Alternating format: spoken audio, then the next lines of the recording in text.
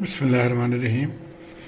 आज की इस वीडियो में हम सीक्वेंस डिटेक्टर के बारे में पढ़ेंगे, उसकी डिज़ाइनिंग, और इसमें प्राइमरीली हम सिंगल सीक्वेंस डिटेक्ट करेंगे 101, और इसके मटेरियल मिस्टर रोथ के बुक से ज़्यादातर है और मानव के बुक से। We'll design the circuit so that any input sequence ending in 101 will produce an output z is equal to 1। तो ये हमारा टास्क है और ये इनपुट है x, ये वैल्यूज सीक्वेंस में आ रहे हैं। हमने इसमें डिटेक्ट करना है कि जब 101 आए तो आउटपुट हमारा 1 हो जाए। तो इसको आइए हम पहले मैनुअल देखते हैं, और ये एक रेफरेंस के लिए टाइम पॉइंट्स यहाँ पे दिए गए हैं टाइम।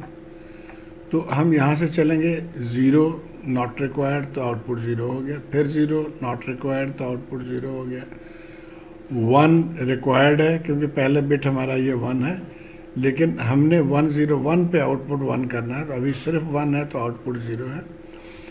अब 1 के बाद 0 आना चाहिए था, 0 नहीं आया या 1 आ गया, तो अब हम इसको समझें कि इसको हम भूल गए। अब यहाँ से हम शुरू करें कि अच्छा ये हमारे सीक्वेंस का पहला बिट आ गया लेकिन आउटपुट अभी भी 0 है। 0 आ गया यानी सीक्वेंस का दूसरा बिट भी यहाँ पे आ गया, लेकिन आउटपुट अभी भी 0 है क्योंकि सीक्वेंस कंप्लीट नहीं है। और ये अब थर्ड बिट आ गया तो यस, अब 101 मिल गया, तो हम यहाँ पे आउटपुट 1 कर देंगे। अच्छा, अब यहाँ से आगे चलते हैं, फिर 1 एक आ गया, तो पहले तो ये इस 1 को भी हम ये समझ सकते हैं कि अगले सीक्वेंस का ये पहला बिट है, लेकिन आगे जब 1 आ गया तो ये फिर वो सीक्वेंस का हिस्सा नहीं है, तो इसलिए हम इसको अब डिस्कार्ड कर देंगे। हम समझेंगे कि ये हमारे सीक्वेंस का फर्स्ट बिट है, लेकिन आउटपुट अभी भी 0 है। फिर 0 आ गया तो ये हमारे सीक्वेंस का दूसरा बिट है, लेकिन यहाँ पे भी अभी आउटपुट मुकम्मल नहीं हुआ तो 0 है। अब ये फिर 0 आ गया तो अब हमारा सीक्वेंस फिर डिस्टर्ब हो गया, हमारे सीक्वेंस के मुताबिक नहीं है, तो हम लिखेंगे आउटपुट 0। फिर देखिए 1 आ गया, उम्मीद हो गई कि शायद आगे 101 आ जाए, लेकिन आउटपुट अभी भी 0 आ गया, दैट लुक्स गुड, आउटपुट लेकिन अभी भी 0। फिर 1 आ गया तो अब हमारा सीक्वेंस फिर यहाँ पे मुकम्मल हो गया 101, तो आउटपुट 1 हो गया। अब हम आगे चलते हैं, इस 1 ये 1 अगले का भी 1 हो सकता है, ये जो फर्स्ट या सेकेंड सीक्वेंस के लास्ट बिट था, जो न्यू सीक्वेंस के फर्स्ट बिट भी हो सकता है। तो इसलिए हम आगे चलते जाएंगे। ये 0 आ गया तो 0 हो गया और 1 आ गया, अब हमारा ये सीक्वेंस फिर से मुकम्मल हो गया, तो हम आउटपुट को 1 लिख देंगे। और फिर 0 आ गया, आउटपुट 0, 0 आ गया, आउटपुट 0। तो इस तरह से हम जो सर्किट बनाएंगे, हमें इस पॉइंट पे 1 मिलना चाहिए आउटपुट पे, फिर इस पॉइंट पे आउटपुट पे 1 मिलना चाहिए, इस पॉइंट पे आउटपुट को 1 मिलना चाहिए। तो आइए हम पहले सीक्वेंस डायग्राम कैसे ड्रॉ करेंगे इससे देखते हैं। Initially we do not know how many flip-flops will be required, so we will design the circuit states designate the circuit states as S0 S1। तो हमें नहीं पता कि ये इसका नाम क्या होगा, एक्चुअली कितने फ्लिप फ्लॉप्स हैं, तो हम इसको सिर्फ S और S2 के फॉर्म में अभी लिख देते हैं कि ये S0 है और लेट्स से इसका नाम S1 है, और आगे हम S2 लिख सकते हैं। आइए अब हम स्टार्ट करते हैं, वी स्टार्ट फ्रॉम S0। तो इसीलिए S0 को ये भी कहा जाता है कि ये रीसेट स्टेट है, ये स्टार्टिंग पॉइंट है। ये एक पॉइंट जो अगर आप जहन में रखें तो उम्मीद है कि आपके लिए आसानी पैदा हो जाएगी। यह है don't move unless you get the desired bit of the desired sequence, यानी जब तक इस सीक्वेंस के बिट ये ना मिले 1 या 0 या 1, यानी इस सीक्वेंस में ना मिले, तब तक हमने स्टार्ट नहीं लेना, स्टार्ट पॉइंट पे ही रहेंगे। अब इसका मतलब क्या है, आइए इस एग्जांपल से देखते हैं। सबसे पहले we are looking for 1, the first bit of this sequence 101। तो हम इस 1 को ढूंढ रहे हैं पहले। हमारे केस में क्या है, at t is equal to 0 x is 0, t is equal to 0 x is 0, तो वी विल नॉट मूव क्योंकि हमें 1 चाहिए, तो हम यहीं पे रहेंगे। अब यहाँ पे रहने का तरीका किस तरह से होता है, वो ये होता है कि हम इसको ही लूप बैक करके हम यहाँ पे आ गए। और ये जो आपको पहले बताया गया था, इसके जो फर्स्ट बिट है या लेफ्ट बिट है एक्स या इनपुट, और जो सेकंड बिट है वो जेड या आउटपुट है। तो अब यहाँ पे इनपुट भी ज़ीरो है और आउटपुट भी ज़ीरो है, तो इसलिए इसको हम 0 0 लिख देते हैं। और ये टेक्निक जो फॉलो किया जाता है ये मिली मशीन के लिए है। आमतौर पे मिली मशीन के इस्तेमाल ज़्यादा है, हम उसी को फ़िलहाल डिस्क्राइब कर रहे हैं। अच्छा, अब आ जाते हैं हम t इजिकल टू 1 पे, यहाँ पे, और यहाँ पे भी x 0 है, so stay there don't move, तो हम यहीं पे रहेंगे दोबारा। अब हम आ जाते हैं t2 पे। t2 पे क्या हुआ, 1 आ गया, 1 इज रिसीव्ड। तो इसका मतलब ये 1 क्या है, अब हमें लग रहा है कि इसका फर्स्ट बिट है इसी के, इसलिए अब हमें 1 मिल गया, तो हम मूव करेंगे टू दी न्यू स्टेट। अब यहाँ से हम दूसरे स्टेट यानी S1 स्टेट पे हम चले गए, और ये हमारा इनपुट है 1, और लेकिन अभी भी आउटपुट 0 है। यहाँ से देखिए 1 तो आउटपुट 0, तो हम इसको इस तरह से लिख लेंगे। अब हम आ जाते हैं, अच्छा यहाँ आपने नोट के लिए एक पॉइंट आप सिर्फ नोट कर लें कि रीस्टेयर आफ्टर हैविंग अ 1। तो हम यहाँ पे कब पहुँचे हैं, जब यहाँ से हमें एक 1 मिला था तब हम यहाँ पे पहुँचे हैं। अच्छा, अब जबकि ये 1 मिल गया तो अब हमें क्या ढूंढना है, 0 ढूंढना है। तो we are looking for 0, the second bit of the sequence 1 0 1। लेकिन हमें क्या आया, x1 इज रिसीव्ड। देखिए ना, यहाँ पे हम ये आ गया था, अब हमें यहाँ 0 ढूंढ रहे थे, 1 आ गया। तो जब 1 आ गया तो हम क्या करेंगे, स्टे देयर डोंट मूव। तो अब हम यहाँ पे रहेंगे, कैसे उसको दिखाना है, यहाँ पे भी देखिए कि हम ये घूम के इसी पे वापस आ गए।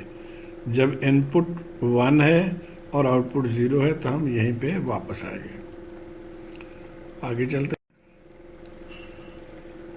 अभी भी हम 0 ढूंढ रहे हैं यहाँ पे।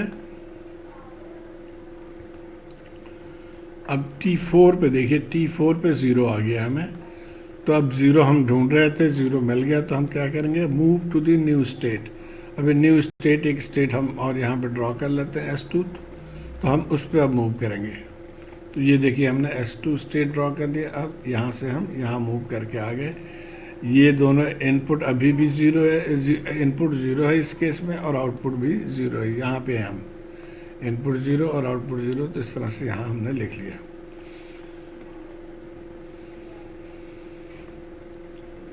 तो अब यहाँ पर हम आए हैं, जब यहाँ पर आए थे 1 मिलने पे और यहाँ पे आ गए 0 मिलने पे।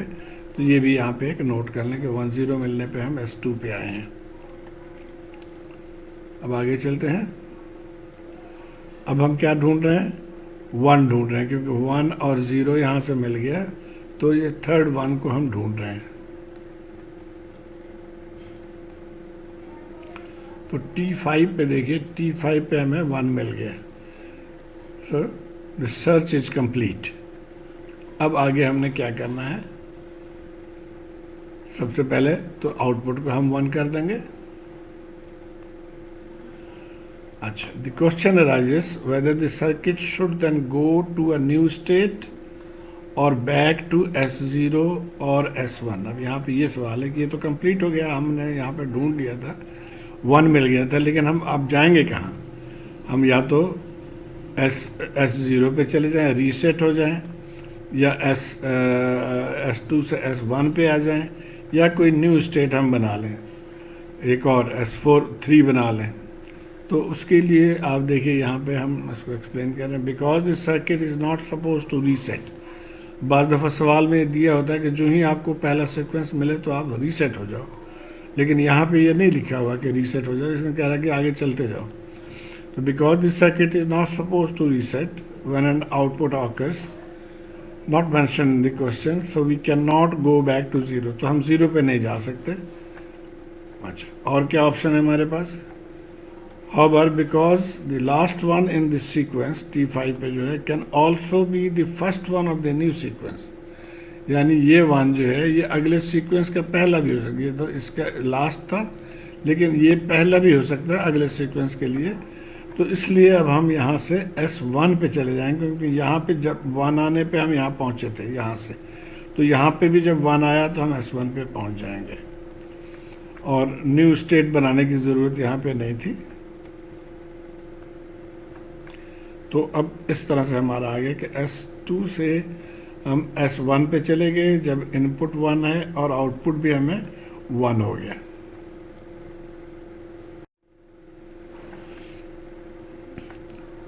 तो अब हम इस पॉइंट पे खड़े हैं।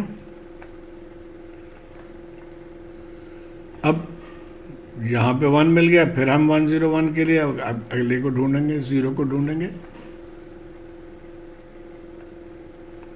अब T6 पे X1 आ गया, हम तो 0 ढूंढ रहे थे, तो हमें क्या करना है, स्टे देयर। कहाँ पे, S=1 पे हम पहुँचे थे, तो यहीं पे हम रहेंगे। और ये इस तरह से आप इसको अब लिख सकते हैं, क्योंकि ऑलरेडी मौजूद है तो दो बार बार लिखने की ज़रूरत नहीं है। अब फिर T7 पे जाएं। T7 ये है, अब 0 आ गया, तो 1 के बाद 0 आ गया, तो अब ये हमें जो डिज़ायर्ड सीक्वेंस का 0 मिल गया, तो हम यहाँ से फिर मूव करेंगे। तो यहाँ से मूव करके कहाँ आएंगे, S2 पे आ जाएंगे, क्योंकि that is the next state. अब यहाँ पे एक इम्पॉर्टेंट पॉइंट है कि जब हम 8 पे आ गए, यहाँ देखिए 1 आ गया था, 0 आ गया था, और फिर 0 आ गया यहाँ पे। Now we have received 2 zeros in a row and must reset the circuit to S0 because 0 0 is not part of the desired input। तो अब जब 2 0 0 आ गए तो ये desired input हमारा नहीं है, तो हम चूँकि S0 जो है वो 0 से शुरू होता है, तो हम यहाँ से वापस चले जाएंगे या रीसेट स्टेट पे। तो यहाँ से हम रीसेट स्टेट पे चले गए, और ये हमारा सर्किट जब रीसेट पे हो गए, तो फिर जो भी सीक्वेंस आया वो उसी तरह से इसको डिटेक्ट करता जाएगा, इस लूप में चलता जाएगा।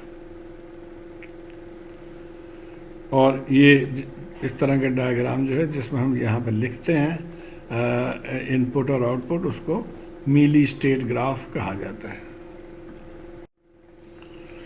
तो हम यहाँ पे थे, स्टेट डायग्राम हमने डिज़ाइन कर लिया था। अब इसको इम्प्लीमेंट करने के लिए बेसिकली हमें फ्लिप फ्लॉप चाहिए, और ये चूँकि 3 स्टेट है तो हमें 2 फ्लिप फ्लॉप चाहिए इसके लिए। 2 में आप 4 स्टेट तक जा सकते हैं, हमें 3 चाहिए, तो 2 फ्लिप फ्लॉप चाहिए, और इनका नाम A और B फ्लिप फ्लॉप्स हम कह देते हैं। तो अब जब हम इसको इन टर्म्स ऑफ फ्लिप फ्लॉप इसको लिखेंगे, तो हम S0 को लिख लेंगे 0 0 स्टेट, उसके बाद S1 को लिखेंगे हम 0 1 स्टेट, और इसको लिखेंगे 1 0 स्टेट। तो ये 3 state in terms of flip flop states हम इसको लिख सकते हैं। और इसी को ट्रांजिशन ग्राफ भी आप कह सकते हैं। भाई हम टेबल बना लेते हैं इसको, स्टेट टेबल या ट्रांजिशन टेबल। ये हम पहले पढ़ चुके हैं वीडियो 1 में कि ये प्रेजेंट स्टेट, उसके बाद हम लिखते हैं इनपुट, उसके बाद हम लिखते हैं नेक्स्ट स्टेट, उसके बाद लिखते हैं आउटपुट। तो ये तो हम 0 0 और ऑल पॉसिबिलिटीज़ जो होते हैं हमने इनको सबको लिख लिया, और उसके बाद हम देखते हैं नेक्स्ट स्टेट क्या होगा। अब यहाँ से देखिए कि A 0 है और B भी 0 है और इनपुट भी 0 है, तो आउटपुट क्या होगा। यहाँ से हम देखते हैं 0 0 स्टेट पे हैं हम, और ये इनपुट 0 है। देखिए लेफ्ट साइड पे देखेंगे ये हमारा इनपुट है, तो हम कहाँ जा रहे हैं, वापस 0 0 पे आ रहे हैं, तो इसलिए हमारा नेक्स्ट स्टेट जो है वो भी 0 0 है। और आउटपुट क्या था, यहाँ पे देखिए ये आउटपुट के लिए है नीचे वाला, तो आउटपुट भी 0 है, तो ये आउटपुट 0 हमने लिख लिया। इसी तरह से हम तमाम ये स्टेट को जहन में रखते हुए इस डायग्राम के मदद से हम लिख लेंगे। अब जब देखिए जब 0 0 है और आउटपुट 1 आया, तो हम कहाँ पे चले गए, 0 1 पे चले गए, तो यहाँ मतलब हो गया 0 1 हमें लिखना चाहिए। तो 0 1 लिखा है, लेकिन आउटपुट अभी भी हमारा 0 है। आप यहाँ से आप देखेंगे आउटपुट 0 है, तो हमने आउटपुट लिख दिया। तो इसी तरह से आप ये तमाम स्टेट्स को लिख लेंगे। ये देखिए 1 0 0 आ गया, फिर 0 1 1 आ गया, फिर 0 0। तो उम्मीद है कि आप इसको न फॉलो करके इसको आसानी से लिख सकेंगे। अब हम आ जाते हैं, अब इसको रिड्यूस करने के लिए हमने के मैप का हेल्प लेना है। आप देखिए ये 3 इनपुट्स हैं और ये 3 आउटपुट्स हैं, इनको बारी बारी हम लेंगे। तो पहले हम इस वाले को, यानी इसके लिए हम के मैप लिखेंगे फर्स्ट। नेक्स्ट स्टेट जब ए होगा तो हमने ये 3 वेरिएबल इनपुट ले लिया या के मैप ले लिया और उसके अंदर अब प्लग इन करेंगे वैल्यूज़। लेफ़्ट साइड पे हम ये ए बी ये वैल्यूज़ हम लिख रहे हैं, और ये 0 0 0 1 1 1 और 1 0, और राइट साइड पे हमने x के वैल्यूज़ 0 1 उसमें ऑप्शन है। अब हम यहाँ से प्लग इन करेंगे। आप देखिए जब 0 0 और x 0 यानी 0 0 और x 0, तो ये आउटपुट 0 है, तो हमने यहाँ पे 0 लिख दिया। उसके बाद आप आ जाएं 0 0 और x1, तो 0 0 x1, यहाँ पे भी आउटपुट 0 है, तो हमने 0 लिख दिया। फिर 0 1 0 1 और x0, यहाँ पे देखिए यहाँ पे ये 1 है, तो हमने यहाँ पे 1 लिख लिया। तो इसी तरह से हम बाकी फिल कर लेंगे। आप देखिए इसमें 1 1 के कॉलम नहीं है, तो 1 1 में हम कुछ नहीं लिख सकते, हम इसको डोंट केयर कंडीशन लिख देंगे, यानी x और x लिख देंगे। उसके बाद हम इसको सिंप्लीफाई कर सकते हैं। देखिए इन दोनों को डोंट केयर को हम इसके साथ कॉमन ले लेंगे, तो ये स्टेट जो है जिसको हम ए, नेक्स्ट स्टेट ए को हम ए प्लस लिखते हैं, तो ए प्लस या नेक्स्ट स्टेट ऑफ ए किसके बराबर हो जाएगा, इस लूप के बराबर। और इस लूप के वैल्यू क्या है, उम्मीद है आप जानते हैं कैसे के मैप को पढ़ते हैं। यहाँ से आप देखेंगे तो ये बी आ गया, और यहाँ से देखेंगे तो एक्स डैश आ गया, तब हम लिखेंगे ए प्लस एक्स डैश बी, तो ये ए का हो गया। अब हम इसको इसी तरह से बी के लिए या बी प्लस के लिए सॉल्व करेंगे। यहाँ पे एग्जैक्टली सेम टेक्निक, उसी तरह के आप के मैप बनाएंगे और इसमें ये वैल्यूज आप पुट करते जाएंगे। जहाँ पे डोंट केयर है वहाँ डोंट केयर लिख देंगे। अब ये देखें कि ये चारों यहाँ से आप सिंप्लीफाई कर सकते हैं, तो b प्लस जो है वो बराबर हो गया x के। ये नुक्ता गलत है, ये x है बेसिकली। उसके बाद उसी तरह हम तीसरे पॉइंट जो आउटपुट वाला पॉइंट है उसके लिए भी हम इसी तरह से के मैप से सिंप्लीफाई कर लेंगे। तो अब हमारे पास ये 3 इक्वेशंस आ गए। अब इनको हमने in terms of circuit implement करना है। ये 3 स्टेट्स हमारे पास थे। Flip flop inputs are then derived from the next state में, तो यहाँ से हम फ्लिप फ्लॉप के इनपुट्स को लेंगे। हमें अब हम अगर डी फ्लिप फ्लॉप यूज़ करते हैं, जो कि आमतौर पर उसी को यूज़ किया जाता है और सिंपल भी है, तो अब हम ये जो हमारा ए प्लस आउटपुट है ये एक्चुअली फ्लिप फ्लॉप ए की आउटपुट है, तो हम इसको लिख लेंगे डी ए, यानी D flip flop A output, जिसको हम ए प्लस कह रहे हैं, वो बराबर है एक्स डैश बी के। यहाँ से देखिए एक्स डैश बी के हो गए। और इसी तरह बी फ्लिप फ्लॉप को हम डी बी लिखेंगे, यानी डी टाइप फ्लिप फ्लॉप, और उसका नाम है बी, तो बी प्लस ये एक्स के बराबर हो गया, ये यहाँ पे लिख लिया। और आउटपुट के लिए हम z बराबर है एक्स ए, ये यहाँ से हमने लिख लिया। तो अब ये 3 हो गया। अब हम सर्किट ड्रॉ करेंगे। तो ये देखिए 2 फ्लिप फ्लॉप्स हमारे पास आ गए और ये एक आउटपुट टर्मिनल हमने। अब इसको आपने इम्प्लीमेंट करना है। ये फ्लिप फ्लॉप है, इसकी ये डाटा टर्मिनल्स है, ये क्लॉक टर्मिनल्स है। इसमें पहले वाले में डाटा और दूसरे वाले में डाटा। आइए हम इसको देखते हैं कि डी ए किसके बराबर है। तो D A X dash B, अब एक इनपुट हम दे रहे हैं ए, एक्स डैश के लिए हम इसको इन्वर्टर लगा देंगे, तो एक्स डैश यहाँ से आ गया। दूसरे के चाहिए बी चाहिए, तो इस फ्लिप फ्लॉप के आउटपुट बी को लेकर आएंगे हम यहाँ पे, यहाँ। अब ये दोनों को एंड गेट के थ्रू, क्योंकि हमें एक्स डैश बी चाहिए, तो एंड गेट यूज़ करके और वो डी फ्लिप फ्लॉप के इनपुट पे हम फीड कर देंगे। तो डी फ्लिप फ्लॉप की जो स्पेशलिटी है वो यही है कि जो इनपुट पे है सिग्नल वही आउटपुट पे चला जाएगा जब ये क्लॉक आ जाए। तो इसका मतलब हुआ कि हमारा आउटपुट भी यही आ जाएगा एक्स डैश बी। इसी तरह एग्जैक्टली अब बी में हमें क्या चाहिए, बी में हमें सिर्फ एक्स चाहिए, तो डायरेक्टली यहाँ से हम x लेके जाएंगे और ये b में फीड कर देंगे, तो b में x हो गया। और फाइनली हमें ZA या आउटपुट चाहिए जो ZA के बराबर है, तो XA के बराबर है, तो यहाँ पे हम x लेकर आ गए और यहाँ से A इनपुट लेकर आ गए। इन दोनों को एंड गेट से हमने जोड़ दिया, तो ये हमारा Z आउटपुट मिल जाएगा। तो उम्मीद है आप इसको फिज़िकली भी एक एक वैल्यू लेके और इसको ट्राई करेंगे, देखेंगे कि ये सर्किट एप्लीकेबल है या नहीं, या आप EWB या और सिमुलेशन सर्किट से इसको प्रैक्टिस करें। शुक्रिया।